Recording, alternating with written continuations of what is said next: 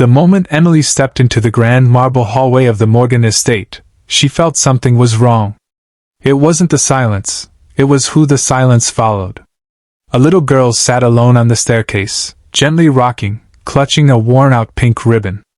No one looked at her. Not the nannies. Not the staff. Not even her own father, the powerful CEO, Daniel Morgan. "Don't bother with her," one housekeeper whispered. "She doesn't respond to anyone." Emily didn't reply. She simply watched the child. The girl wasn't ignoring the world. The world was ignoring her. That evening, while Emily mopped the music room, soft piano notes drifted from the corner. It was the girl, Hannah, pressing random keys, almost like she was trying to make sense of sounds the way others made sense of words. Emily walked closer and whispered, "That's beautiful." Hannah didn't look up. But she didn't run away either. Emily took a small risk. She stepped into the center of the room and began swaying gently, like a slow dance under moonlight. No pressure. No expectations. After a moment, Hannah's fingers froze on the keys. Then came the softest voice Emily had ever heard. "Dance with me?" Tears pricked Emily's eyes as she held out her hand. For the first time in years, someone reached back. And in the doorway, unseen, the CEO froze, shocked at the sight he never thought he'd live to witness. Daniel Morgan had spent years searching for therapists, experts, specialists, anyone who could reach Hannah. Yet here, in his own home, a new maid had done what no one else could, make his daughter speak. But Daniel didn't step forward. Instead, he watched as Emily and Hannah swayed in imperfect circles, their movements uncoordinated but full of a quiet, fragile magic. Hannah's tiny hand rested on Emily's as if it were the safest place in the world. The next morning, staff buzzed with quiet gossip. "I heard the girl dance," one whispered.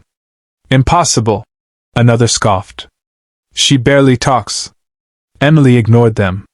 Her focus was Hannah, who waited at the piano room door almost nervously, ribbon in hand. "You came back." Emily smiled.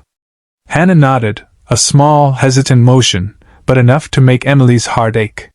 They started their little dance again, but halfway through, Hannah stopped. She pointed toward the hallway mirror, her brows furrowed. Emily understood what she meant.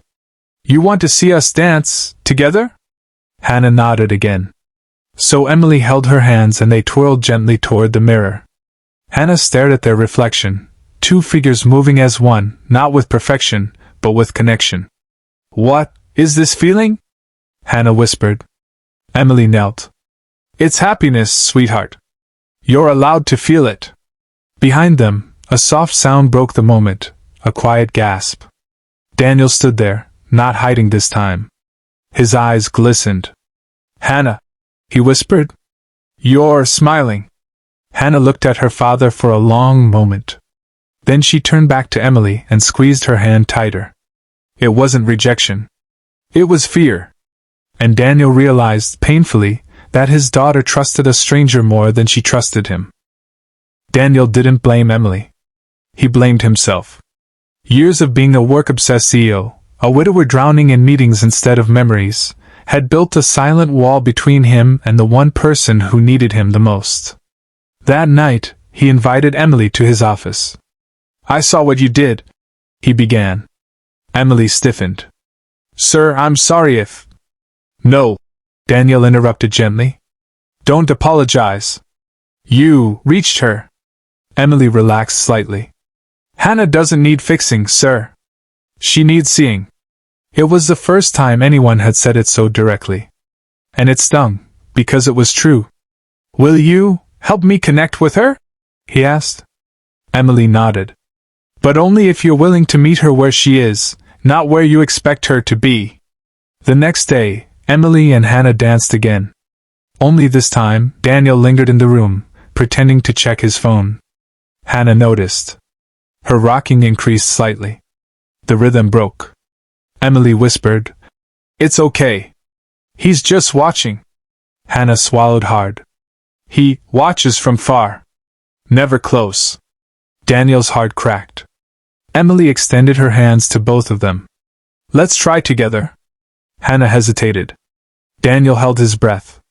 Then, very slowly, a small hand reached out, not to him, but to the space between them.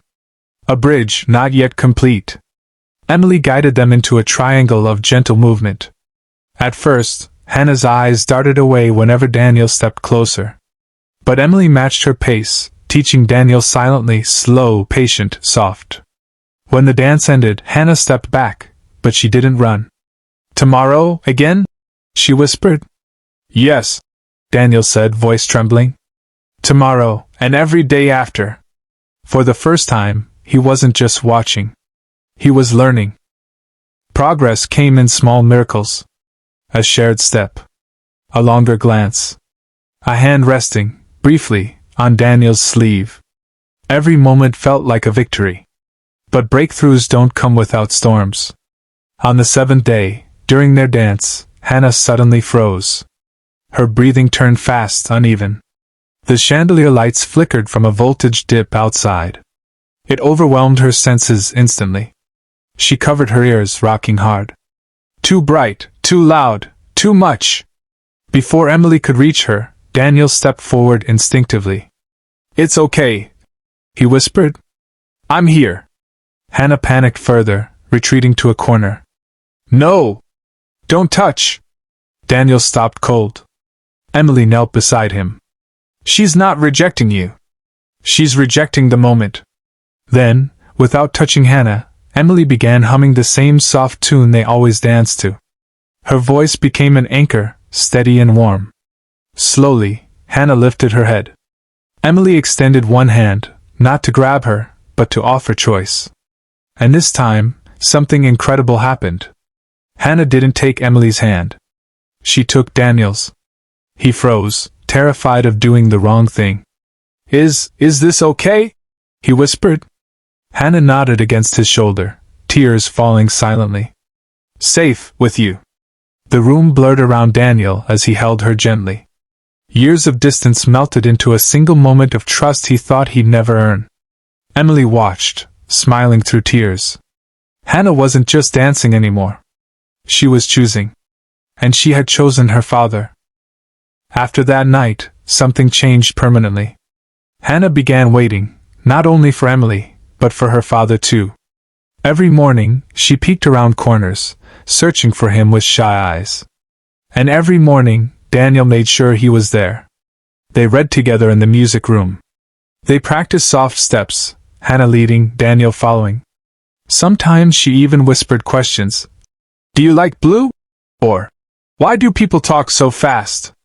Each word was a treasure. One afternoon, Hannah tugged Daniel's sleeve. "Daddy, will you dance with me today?" "Alone?" Daniel's breath caught. "I'd love to." Emily watched from the doorway as father and daughter stepped into the same imperfect, beautiful rhythm Hannah had created with her. Hannah giggled, a sound Daniel had rarely heard. "You're stepping on my feet," she teased softly.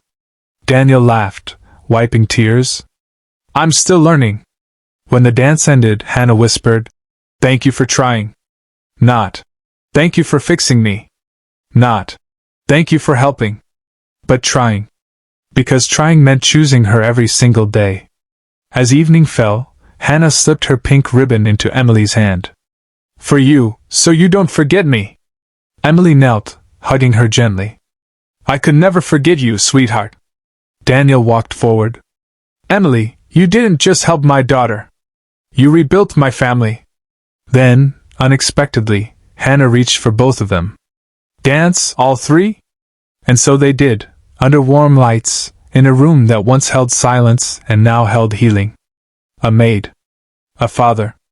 A child who finally felt seen. Sometimes, the smallest act of kindness doesn't just change a moment. It changes an entire life.